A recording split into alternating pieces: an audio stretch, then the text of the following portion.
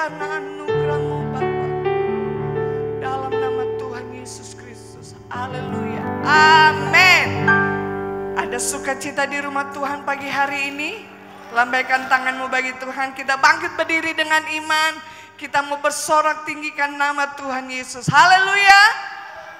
Lebih keras lagi dari Om Venca. Haleluya. Kita percaya di atas pujian kita ada kuasa. Amin. Amin. Yang sakit sembuh, yang lemah kuat. Haleluya.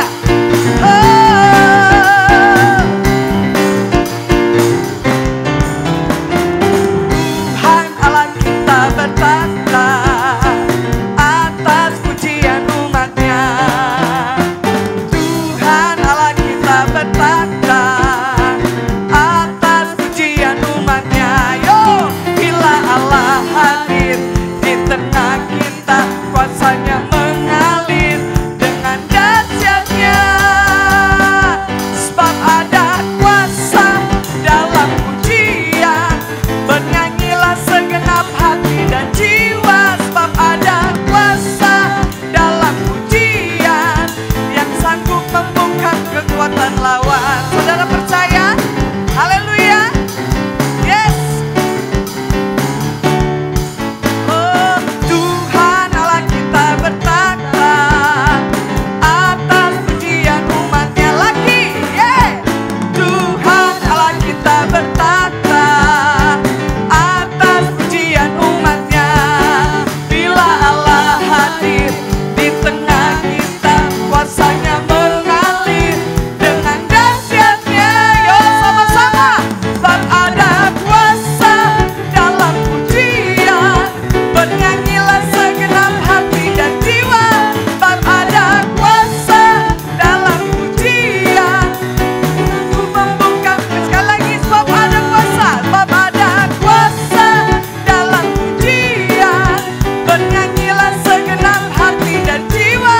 Sebab ada kuasa dalam pujian yang sanggup membungkam dengan iman. Sama-sama yuk. Ada kuasa dalam pujian.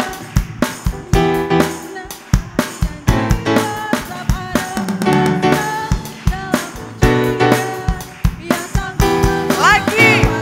Oh, sebab ada kuasa dalam pujian, bernyanyilah segenap hati dan jiwa. Sebab ada kuasa dalam pujian yang sanggup membungkam kekuatan lawan, yang sanggup membungkam kekuatan lawan, yang sanggup membungkam kekuatan lawan. Haleluya. Haleluya. Haleluya. Amin. Kita percaya di saat kita datang dengan sakit, pulang kita sembuh. Amin. Yang lemah jadi kuat. Amin.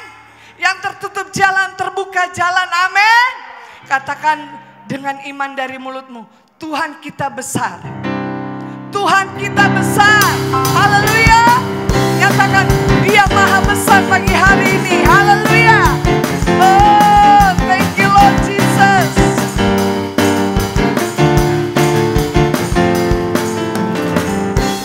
Tuhanku maha besar, Tuhanku maha kuasa, Raja segala raja. Dengan iman nyatakan, oh, Dia takkan tergoyahkan, Dia takkan terkalahkan. Dia hidup dan berkuasa. Yo, mari serukan, serukan namanya, Yesus Tuhan Raja. Segala kuasa tunduk dalam namanya. Dia luar biasa, perkasa dan mulia. Yesus nama di atas segala nama. Yeah. Tuhanku maha besar, Tuhanku maha kuasa, Raja segala raja. Dia takkan tergoyahkan, Dia takkan tergoyahkan, Dia takkan terkalahkan. Dia hidup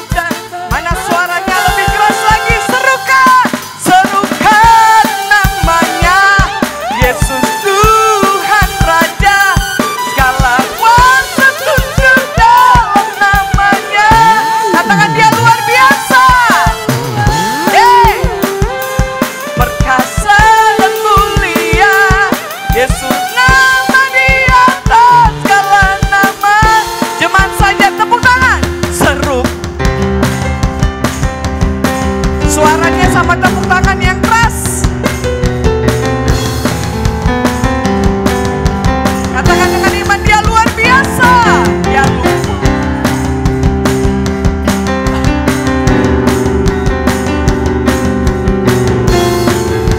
Yuk sekarang lambaikan tangan bagi Tuhan. Serukan, serukan. Yesus Tuhan Raja, segala kuasa tunduk dalam namanya. Dia luar biasa, perkasa dan mulia. Yesus nama di atas segala nama. Yesus nama di atas segala nama. Yesus nama di atas segala nama. Haleluya. Haleluya. Yes. Kita percaya, kita datang ke alamat yang tepat. Amin. Tuhan kita besar. Silakan duduk jemaat Tuhan. Terima kasih Tuhan buat pagi yang luar biasa. Kami percaya Engkau ada di tempat ini Tuhan. Engkau lebih dari segala-galanya yang ada di dunia ini. Bahkan Engkau lebih dari Bapa yang ada di dunia. Sebab Engkau Bapa yang baik. Bapa yang mengenal pribadi kami. Apapun persoalan kami Tuhan. Apapun kebutuhan kami Tuhan. Engkau Allah yang Maha Tahu. Mari nyatakan kerinduanmu jemaat Tuhan pagi hari ini. Sebelum engkau diberkati dengan firman Tuhan. Terus arahkan hatimu di hadapan Tuhan. Undang Roh Kudus lebih dalam lagi. Menjamah hatimu pagi hari ini. Mari nyatakan Bapa, Engkau mengenalku. Bapa, Engkau mengenalku lebih dari siapapun. Engkau tahu ceritaku.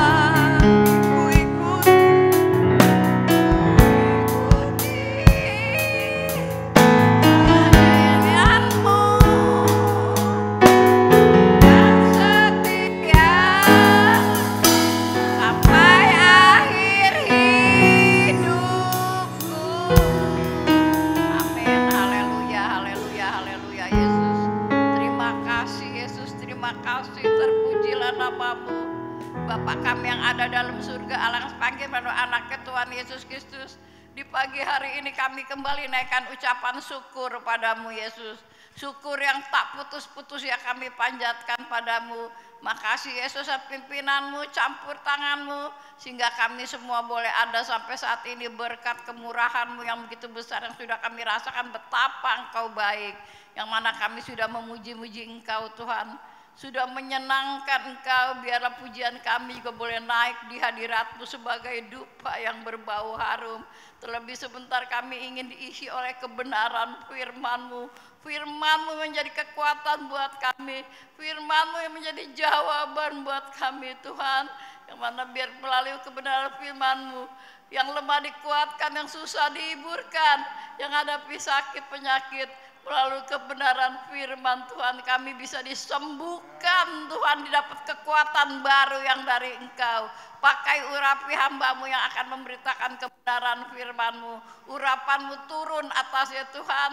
Biarlah Tuhan, sebelum kami mendengarkan firman Tuhan, kalau ada kuasa gelap yang akan mengganggu jalan firman Tuhan, kami tolak di dalam nama Yesus, agar keluar dari ruangan ini terlebih dalam hati pikiran kami, agar kami boleh bebas untuk mendengarkan firman-Mu, biar kami juga boleh berlayak berkenan di hadapan-Mu. Terima kasih Yesus, terpujilah nama-Mu. Sudah berdoa serta mengucap syukur hanya di dalam nama Tuhan Yesus Kristus Juru Selamat kami. Haleluya, haleluya, amin. Puji Tuhan. Haleluya. Ada haleluya? Coba saudara tengok kanan kiri, berikan salam corona, katakan Tuhan Yesus baik. Ya, puji Tuhan. Langsung saja kita akan melihat kebenaran firman Tuhan pada hari ini. Kita akan baca sama-sama tema dari ayat ini. Dan kita akan segera mendengarkan kebenaran firman daripada Tuhan. Puji Tuhan. Sama-sama kita baca tema ini. 1, 2, 3. Tidak goyah. Belum semua, yang belakang masih mikir-mikir saudara ya. Dengan suara yang lebih keras. 1, 2, 3. Tidak goyah. Mari kita buka Lukas 6 ayat 46 sampai 49. Lukas pasal 6 ayat 46 sampai 49. Puji Tuhan. Saya bacakan, saudara simak di Alkitab atau lihat layar di depan. Lukas 6 ayat 46. Mengapa kamu berseru kepadaku, Tuhan, Tuhan, padahal kamu tidak melakukan apa yang aku katakan? Setiap orang yang datang kepadaku dan mendengarkan perkataanku serta melakukannya, aku akan menyatakan kepadamu dengan siapa ia dapat disamakan. Ia sama dengan seorang yang mendirikan rumah.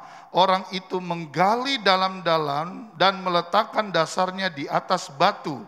Ketika datang air bah dan banjir melanda rumah itu tidak dapat digoyahkan. Katakan amin.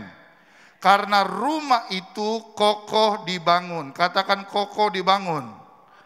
Akan tetapi barang siapa mendengar perkataanku tetapi tidak melakukannya, ia sama dengan seorang yang mendirikan rumah di atas tanah tanpa dasar. Ketika banjir melandanya, rumah itu segera rubuh dan hebat kerusakannya. Hari ini saya akan berbicara tentang anak Tuhan tidak boleh goyah. Katakan amin. Kita bagaikan rumah, kita bagaikan suatu bangunan yang memiliki dasar. Saya sering katakan bahwa dasar ini adalah hal yang penting. Gereja kita ada 4 lantai ke atas. Bagaimana bisa gereja ini berdiri walaupun ada angin, walaupun ada banjir? Karena dasarnya kokoh. Katakan amin saudara. Nah, pagi hari ini kita harus belajar bahwa Tuhan sedang membangun hidup kita. Tuhan sedang memberikan fondasi yang kuat, sehingga ketika masalah ada, tantangan ada, saudara akan tetap berdiri teguh. Katakan amin saudara. Bukankah di luar sana ada banyak hal yang bisa saja membuat rumah kita runtuh, rumah rohani kita runtuh. Tetapi saya bersyukur kepada Tuhan, jemaat GPD Yordan Kebon Baru semua memiliki bangunan yang kuat karena dasarnya adalah Yesus Kristus. Katakan amin sekali lagi. Next, dasar yang tidak tergoyahkan. Ini penting, saudara. Kita nggak pernah tahu bahwa 2020 adalah tahun di mana kita kena yang namanya virus corona. Tidak ada yang pernah tahu. Tidak ada yang bisa prediksi. Virus sekecil yang tidak bisa dilihat dengan kasat mata sanggup menggoncangkan dunia. Bahkan sanggup mengambil nyawa ibu gembala, saudara. Tidak ada yang pernah tahu. Oleh sebab itu bagi saya bukan berapa besar masalah yang kita akan hadapi. Katanya ada gelombang kedua corona. I don't care. Saya tidak peduli. Yang peduli adalah, yang kita harus pikirkan adalah kita memiliki dasar yang tidak tergoyahkan. Katakan amin. Banjir akan datang, angin pasti datang, tetapi bangunan yang berdiri di atas Kristus Yesus akan tetap berdiri teguh. Katakan amin, saudara. Ayat 46, kata kuncinya ada di dalam, ada banyak orang yang berseru tapi tidak melakukan. Coba katakan kanan kirimu, kamu suka berseru ya? Loh, saudara kalau berdoa berseru apa cuma komat kamit, saudara? Berseru ya? Tapi banyak orang berseru tidak melakukan. Jadi ada doa yang dipanjatkan, ada permohonan yang dipanjatkan, tetapi yang berseru tidak melakukan firman. Ini bahaya, saudara. Coba saudara perhatikan ya, hari ini cek dalam dirimu, Anda ada di dalam bagian mana? Coba next. Coba buka Matius 7 ayat 21 berkata begini. Bukan setiap orang yang berseru kepada Tuhan, kepadaku Tuhan, Tuhan, akan masuk ke dalam kerajaan sorga. Sama-sama baca sisa ayat ini 2-3. Melainkan dia yang melakukan kehendak Bapakku yang di sorga. Jadi di akhir zaman banyak orang minta tolong Tuhan, tolong Tuhan. Cuma sampai ditolong. Yang ngerti katakan amin dong, saudara. Ada banyak doa yang dipanjatkan, ada banyak seruan. Apalagi kalau lagi sakit. Apalagi kalau lagi ada wah doanya pasti kenceng, saudara. Ya gak pernah berdoa jadi berdoa, betul gak? Halo, saudara pernah naik pesawat? Kita ada di ketinggian 10.000 kaki. Lagi terbang, tahu-tahu pesawatnya gini, zrek. Soalnya gini, zrek. Saya yakin semua agama di situ memohon, ya Allah, ya Buddha. Kalau Buddha, betul gak? Iya kan? Tapi yang Kristen juga begitu. Jesus. Saya pernah satu kali pulang dari Manado, saya dapat pesawat malam, saudara. Perjalanan dari Manado, kota Manado ke Jakarta itu 3 jam. 3 jam lebih. Selama 3 jam karena malam gelap gak bisa lihat apa-apa. Itu kapal bang, bang, bung, bang, bung, bang, bung. Oh saudara, ada pemuda yang baru pertama kali dia naik pesawat. Dari berangkat take off sampai turun, doa syafaat. Dia doakan bapaknya. Oh tapi papa Tuhan, tapi mama, oh Tuhan tolong, oh Tuhan. Pokoknya 3 jam Tuhan tolong, ya gimana gak tolong? Kita gak bisa lihat apa-apa, kita gak tahu arahnya kemana.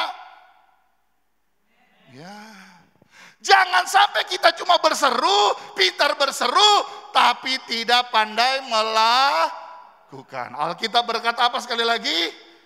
Bukan setiap orang yang berseru akan masuk dalam kerajaan.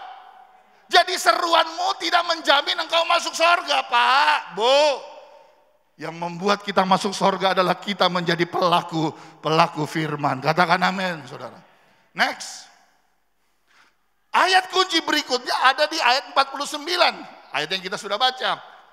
Mendengarkan tapi tidak melakukan. Ini juga bahaya, saudara.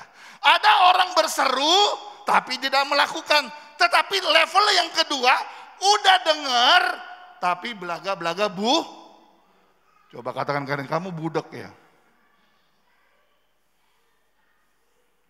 Makanya saya selalu berkata begini, saudara, dengar baik. Di neraka tidak ada satu lidah pun yang menyalahkan Tuhan, nggak ada. Tuhan jahat, Tuhan tidak baik.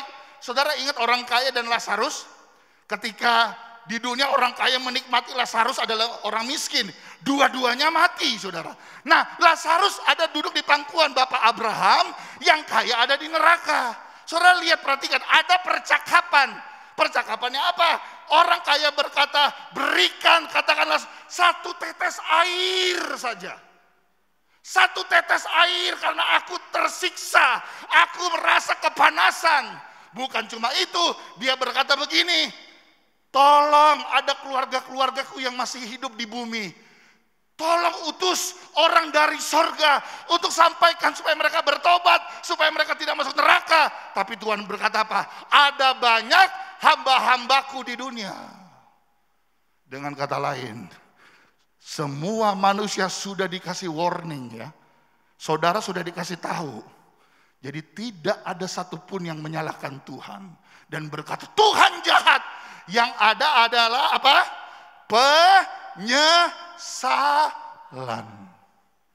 Dan ingat, penyesalan datangnya belakangan, saudara. Saya berdoa supaya seluruh jemaat GPD Yordan masuk sorga. Katakan amin, saudara. Tetapi kita bukan sekedar pendengar yang setia. Dengar firman, yes. Lihat di YouTube, firman, yes. Lihat orang sama, yes. Tapi cuma sampai mendengar doang. Tetapi tidak melakukan. Menjadi kebanggaan saya sebagai gembala. Saudara menjadi jemaat yang melakukan firman. Next. Nah, saya mulai dengan kata munafik. Dalam kurung, melayani tanpa melakukan firman. Dengar ya saudara ya. Anda melayani di mimbar, Anda sedang melayani, itu bukan melakukan firman. Itu Anda sedang menerima kehormatan daripada Tuhan. Dari begitu banyak Bapak Aldo yang main drum. Dari begitu banyak Ibu Golda yang WL. April yang singers. Saya main musik, itu kehormatan. Tetapi melakukan firman beda dengan melayani Tuhan. Setuju gak saudara? Coba, next. Nah, pemberita firman bisa, tapi belum tentu pelaku firman. Ngerti ya saudara ya? Ada di mimbar bukan berarti Anda menjadi pelaku firman. Dua hal yang berbeda, nanti saya akan jelaskan. Berikut, pemimpin pujian, pemain musik, pengurus gereja, pendoa syafaat, pengerja lagi. Ini bukan melakukan firman, tapi hanya melayani Tuhan. Coba next. Nah, ayatnya di sini, Matius 23 ayat 1 sampai 3. Ini agak serem-serem asik saudara. Maka berkatalah Yesus kepada orang banyak dan kepada murid-muridnya katanya, ahli-ahli Taurat dan orang-orang Farisi telah menduduki kursi Musa. Wah, luar biasa saudara ya. Posisi Musa diambil. Nah, lihat ayat yang ketiga. Jangan kaget saudara ya. Sebab itu, turutilah dan lakukanlah segala sesuatu yang mereka ajarkan kepadamu. Jadi ajaran ahli Taurat itu bagus. Betul nggak? Ajaran firman bagus nggak? Bagus. Guru-guru yang mengajar bagus nggak? Bagus. Tapi baca ayat sisanya. Tetapi janganlah kamu turuti perbuatan mereka. Jadi ajaran bagus, firmannya enak didengar, tetapi jangan contoh hidupnya. Dengan kata lain, ada banyak orang di mimbar menjadi orang yang munafik. Saudara nilai saya deh. Benar. Menjelang 8 tahun pengembalaan saya, tolong nilai saya. Kalau kelakuan saya tidak sama dengan apa yang saya sampaikan, ngomong. Kalau perlu Anda keluar dari gereja ini. Sesatu pendeta. Saya terima saudara. Bahkan saya nggak sungkan-sungkan, saya udah bilang berapa kali ya. Kalau ada yang salah dengan saya dan keluarga, saya tidak akan sungkan mundur dari pengembalaan. Kalau ada yang salah. Karena saya nggak mau berdiri di mimbar yang suci ini, menyampaikan firman, lalu saya tidak lakukan. Ada berapa banyak orang hanya pintar bicara. Hebat, kata-katanya luar biasa, kelakuannya bajingan. Saudara. Anda mau pilih yang mana? Tapi Pak jemaatnya banyak, ya silakan. Sekarang saya mau tanya, Yesus pelayanan 3,5 tahun, pengikutnya ada berapa?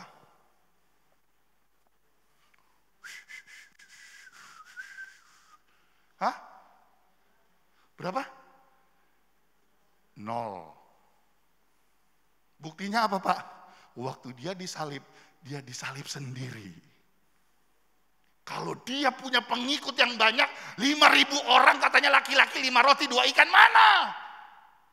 Mau nggak disalib bersama Yesus? Mau nggak menderita bareng Yesus? Nggak ada. Yang ngerti katakan amin dong. Apakah Yesus gagal? Saya rasa tidak. Tetapi di sini kita bisa melihat motivasi orang iring Tuhan hanya mau mamam. Mau sembuh? Yes.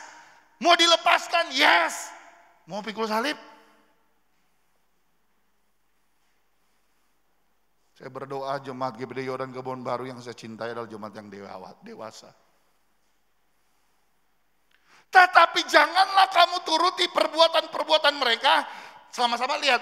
Karena mereka mengajarkannya, tetapi tidak apa?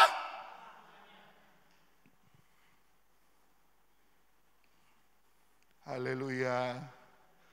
Ahli Taurat itu pinter ayat, saudara. Tahu Alkitab. Hari-hari raya mereka lakukan. Tradisi-tradisi itu nggak ada yang terlewatkan. Mereka sangat khusyuk bicara 10 hukum Taurat.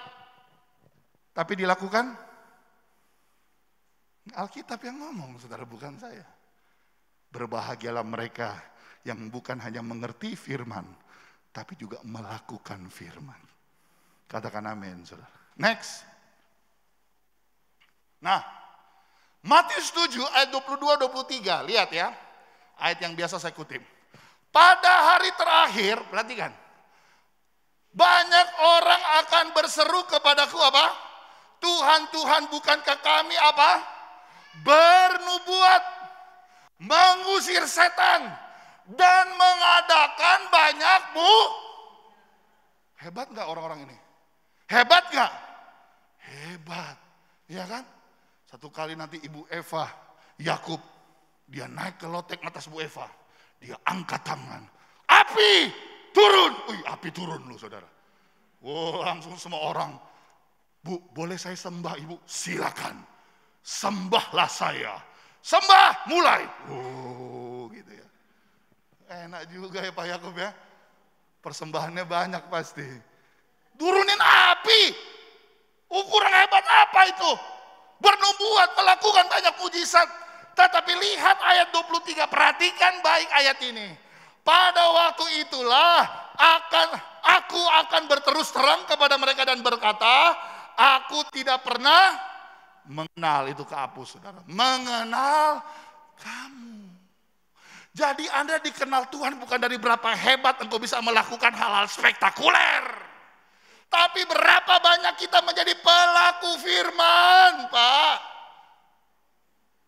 Tuhan gak silau. Anda bisa turunkan api dari langit. Tapi berapa banyak kita menjadi pelaku kebenaran firman Tuhan. Tepuk tangan buat Tuhan dulu dong. Next. Ayat kunci berikutnya. Ayat 47. Coba lihat ayat 47, balik ke slide nomor 2. Ya, setiap orang, perhatikan ya. Setiap orang yang datang, perhatikan. Dan mendengarkan perkataanku, serta apa? Melakukan. Jadi 3 hal ini adalah hal yang penting. Yang pertama datang kepada Tuhan, datang beribadah, di dalamnya apa? Mendengarkan firman, mendengarkan suara Tuhan, selanjutnya apa? Melakukan. Mau rumahmu kuat, mau bangunanmu kokoh, lakukan 3 hal ini. Datang, dengar, lakukan. Sama-sama katakan, datang, dengar, lakukan. Sekali lagi, datang, dengar, lakukan. Next. Datang, mendengarkan, dan melakukan. Ayat kunci selanjutnya adalah, ini penting, coba lihat ayat 48. Balik lagi ke ayat 48. Ia, perhatikan ya, orang yang datang, mendengarkan, melakukan, ia sama dengan seorang yang mendirikan rumah. Perhatikan, orang itu menggali apa? Menggali apa? Menggali apa? Menggali dalam-dalam. Apa arti menggali dalam? Coba kembali lagi. Apa arti orang yang menggali dalam-dalam? Kata menggali dalam artinya ada proses. Sama-sama katakan proses. Sekali lagi katakan proses. Untuk mendirikan bangunan yang tinggi, bangunan yang kuat, ada proses, yaitu apa?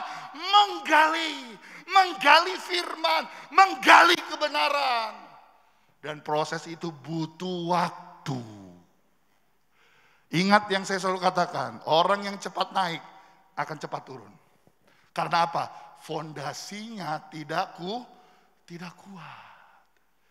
Gereja kita, kalau diukur waktu, ada gembala senior 40 tahun lebih di tempat ini. Kenapa terbentuk saudara?